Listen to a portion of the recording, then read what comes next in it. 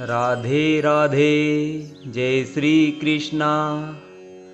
आज हम श्रीमद् भागवत गीता के अध्याय 4 का आनंद लेते हैं।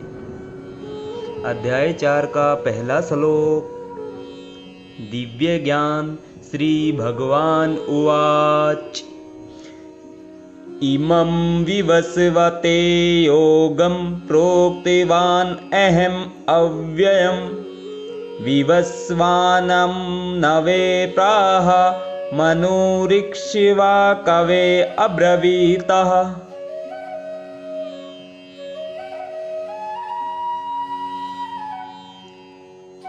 हिंदी में अनुवाद।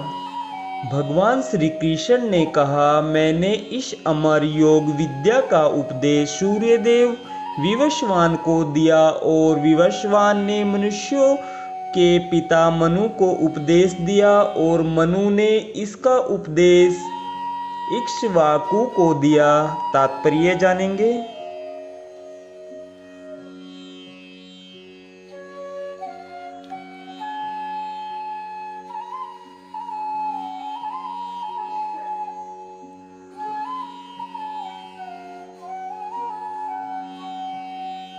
यहाँ पर हमें भगवत गीता का इतिहास प्राप्त हुआ है। यह अत्यंत प्राचीन बताया गया है, जब इसे सूर्यलोक इत्यादि संपूर्ण लोकों के राजा को प्रदान किया गया था।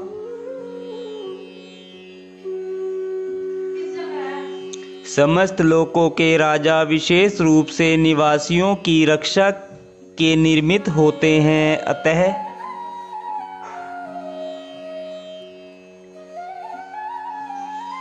राजन्य वर्ग को भगवत गीता की विद्या को समझना चाहिए, जिससे वे नागरिकों प्रजा पर शासन कर सके और उन्हें काम रूपी भवबंधन से बचा सके। मानव जीवन का उद्देश्य भगवान के साथ अपने शाश्वत संबंध के आध्यात्मिक ज्ञान का विकास है और सारे राज्यों तथा समस्त लोकों के शासन अध्यक्षकों को चाहिए कि शिक्षा, संस्कृति तथा भक्ति द्वारा नागरिकों को यह पाठ पढ़ाएं। दूसरे शब्दों में, सारे राज्य के शासन अध्यक्ष कृष्ण भावनामृत विद्या का प्रचार करने के लिए होते हैं, जिससे जनता इस महाविद्या का लाभ उठा सके और मनुष्य जीवन के अवसर का लाभ उठाते हुए सफल मार्ग का अनुसरण कर सके। इस मनवंतर में सूर्यदेव विवस्वान कहलाता है, यानी सूर्य का राजा, जो सौरमंडल के अंतर्गत समस्त ग्रहों लोकों का उद्गम है। ब्रह्म संहिता में कहा गया है, यच्चक्षुरेश सविता सकल ग्रहाणाम राजा समस्त शूरमूर्तिर्शेष तेजः यस्या गया भ्रमति संभृत काल चक्रो गोविंदमादि पुरुषम तमहम भजामि। ब्रह्मा जी ने कहा, मैं उन श्री भगवान गोविंद की पूजा करता हूँ, जो आदि पुरुष हैं और जिनके आदेश से समस्त लोकों का राजा सूर्य प्रभुत शक्ति तथा ऊष्मा धारण करता है। यह सूर्य भगवान के नेत्र तुल्य है और यह उनकी आज्ञानुसार अपनी कक्षा को तय करता है। सूर्य सभी लोकों का राजा है तथा सूर्यदेव विवस्वान सूर्य ग्रह पर शासन करता है, जो ऊष्मा तथा प्रकाश प्रदान करके अन्य समस्त लोकों को अपने नियंत्रण में रखता है। सूर्य कृष्ण के आदेश पर घूमता है और भगवान कृष्ण ने विवस्वान को भगवत गीता की विद्या समझाने के लिए अपना पहला शिष्य चुना। अतः गीता किसी मामूली सांसारिक विद्यार्थी के लिए कोई काल्पनिक भाष्य नहीं अपितु ज्ञान का मानक ग्रंथ है जो अनंत काल से चला आ रहा है। महाभारत में शांति पर्व हमें गीता का इतिहास इस रूप में प्राप्त होता है। त्रेतायुगादौ च ततो विवस्वानं नवेददौ मनुश्च लोकभृत्यर्थं सुतायेक्ष्वाकवे ददौ इक्ष्वाकुना च कथितो वयाप्य लोकान् वस्थितः।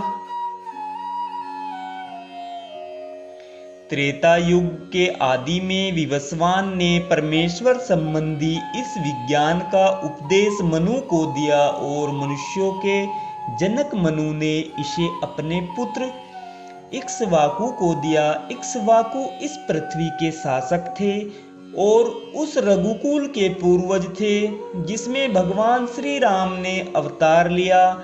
इससे प्रमाणित होता है कि मानव समाज में महाराज इक्ष्वाकु के काल से ही भगवत गीता विद्यमान थी। इस समय कली युग के केवल 5000 वर्ष व्यतीत हुए हैं, जबकि इसकी पूर्ण आयु 4,32,000 वर्ष है। इसके पूर्व द्वापर 8 लाख वर्ष था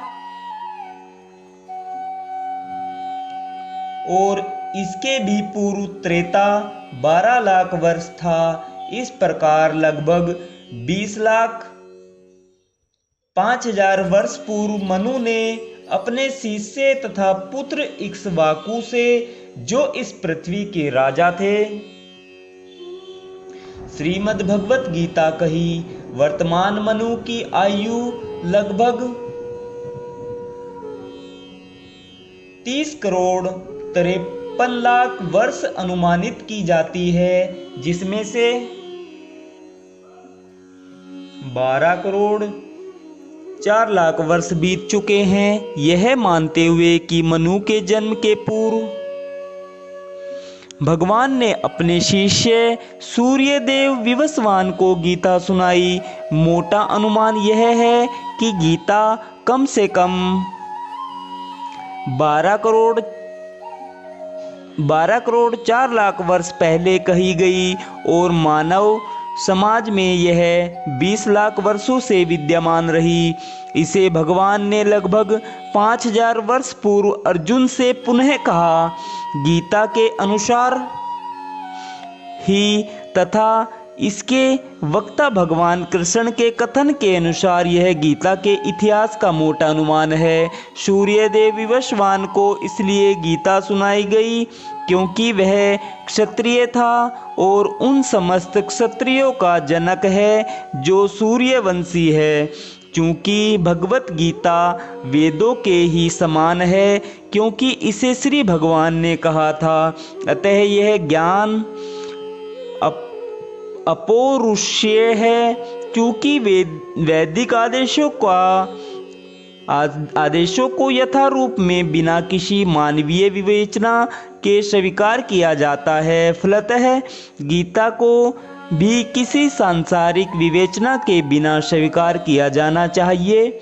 संसारी तार्किक जन अपनी अपनी विधि से गीता के विषय में चिंतन कर सकते हैं, किंतु यह यथारूप भगवत गीता नहीं है। अतः भगवत गीता को गुरु परंपरा से यथारूप में ग्रहण करना चाहिए। यहाँ पर यह वर्णन हुआ है कि भगवान ने इसे सूर्यदेव से कहा।